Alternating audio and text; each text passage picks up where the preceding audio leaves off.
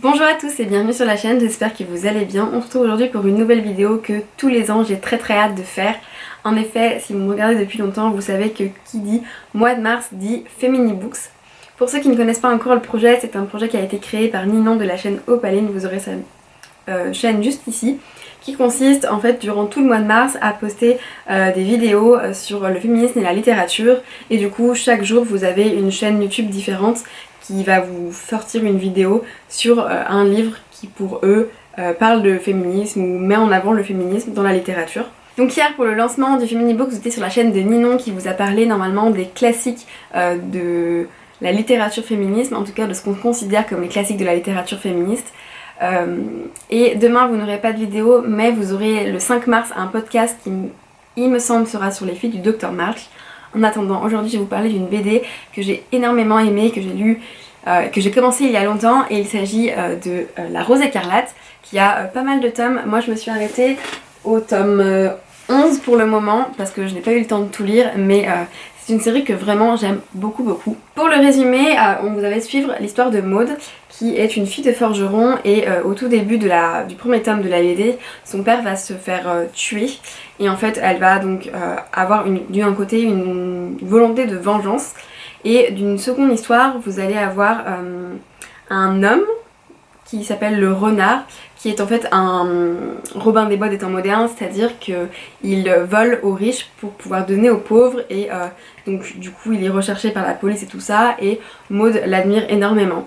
Donc ça va commencer comme ça, vous doutez bien que Maud c'est quelqu'un d'assez rebelle, c'est une femme qui est très forte et qui n'a pas envie de rester dans des carcans. Suite à la mort de son père, elle va devoir partir chez son oncle ou son grand-père, je ne sais plus, je crois que c'est son grand-père, et qui est lui un riche aristocrate, et elle va devoir essayer de se plier à la vie d'aristocrate, mais Maud n'est pas du tout faite pour ça. Elle aime se battre à l'épée avec son père et monter à cheval et tout ce genre de choses, et du coup la vie de jeune aristocrate ne lui plaira pas du tout.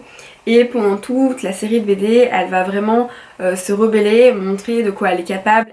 On va vraiment être face à une femme qui va vouloir prendre son destin en main, qui au départ est un peu naïve, qui fait un peu des bourdes, et pour ça elle me fait beaucoup penser à Arte, que je vous avais présenté dans ma dernière vidéo Feminibooks. C'est-à-dire que c'est un personnage qui va être drôle, qui va souvent faire des gaffes ou des choses un peu bébêtes, mais qui vont nous faire rire. Mais à côté de ça, c'est une femme qui a une grosse personnalité, une forte personnalité surtout, et qui n'aura pas peur de dire ce qu'elle pense, de faire des choix qui sont assez osés pour son âge, pour son milieu, pour ce qu'on attend d'une femme au XVIIIe siècle. Et vraiment pour ça c'est un modèle féminin, je trouve. Et en plus, plus les tomes vont avancer, plus l'histoire va se complexifier autour de Maud. Il va y avoir toute une histoire sur ses origines, sur qui elle est. Il va y avoir toute cette histoire avec le renard qui va prendre énormément de place et qui va mettre place à La Rose écarlate. Et vraiment je vous conseille à 100% cette BD, en tout cas cette saga. Elle est vraiment hyper intéressante, hyper riche d'un point de vue féministe, je trouve, et voilà. Bien entendu, au milieu de cette BD vous allez avoir une histoire d'amour. C'est vrai que comme c'est une BD qui est un peu jeunesse, l'histoire d'amour est forcément présente, mais je trouve que c'est pas une histoire d'amour qui est trop gnangnan. Au contraire, c'est une histoire d'amour qui va donner beaucoup de force au personnage féminin, et c'est ce que j'ai bien aimé. C'est-à-dire qu'on va pas avoir une femme qui se laisse écraser par cette histoire d'amour. Au contraire, c'est une femme qui va prendre confiance au niveau de la relation, et qui va pas avoir peur de dire merde quand il le faut, de se battre pour ce qu'elle veut, et de ne pas se laisser devenir une personne qu'elle n'est pas pour plaire à la personne qu'elle aime. Et ça c'est ce que j'ai vraiment aimé, c'est-à-dire que même si l'homme avec qui elle n'est pas d'accord avec ce qu'elle fait ou avec ce qu'elle veut ou avec ce qu'elle dit, c'est pas pour autant qu'elle arrêtera d'être ce qui elle est, qu'elle n'arrêtera de dire ce qu'elle pense. Et c'est vraiment ce que j'ai beaucoup aimé, c'est ce qu'on devrait apprendre à toutes les jeunes filles, c'est-à-dire à être complètement indépendante vis-à-vis de la personne avec qui l'on est, à ne pas se cacher derrière la personne avec qui on est, justement, de ne pas devenir une autre personne pour pouvoir plaire, et de rester vraiment la personne qu'on est, avec nos convictions, nos choix et notre volonté de nous battre. Donc c'est vraiment ce que j'aime bien avec La Servante écarlate. Donc comme je vous le disais, l'histoire va se complexifier au fil des tomes. Je crois que c'est vraiment à partir du tome 5-6 où ça devient beaucoup plus profond sur qui est Maud, ses origines, voilà, son passé.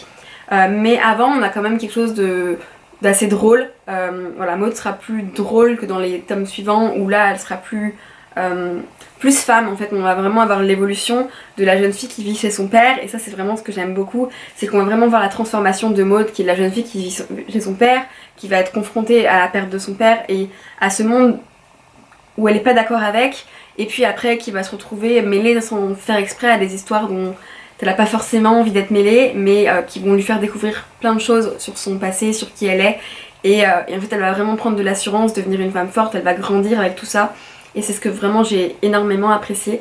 Donc voilà, je vous conseille énormément cette BD La Servante écarlate. Je vais pas vous en parler pendant 10 ans parce que je pense que il faut pas non plus trop en révéler. J'espère que ça vous aura donné envie de lire cette série. Moi ça m'a donné envie de la relire et de la continuer parce que je me suis arrêtée, comme je vous le disais, au tome 11, donc j'ai hâte de savoir la suite. Sur ce, je vous fais des très gros bisous, je vous dis à très bientôt, et n'oubliez pas le 5 mars sur le podcast Adapte-moi si tu peux pour la suite du Femini Books. En attendant, n'hésitez pas à revoir les participations précédentes, vous avez plein de playlists sur la chaîne de Ninon. Vous avez également en barre d'infos mes vidéos et mes articles de mes participations précédentes, donc n'hésitez pas, je vous fais des très gros bisous.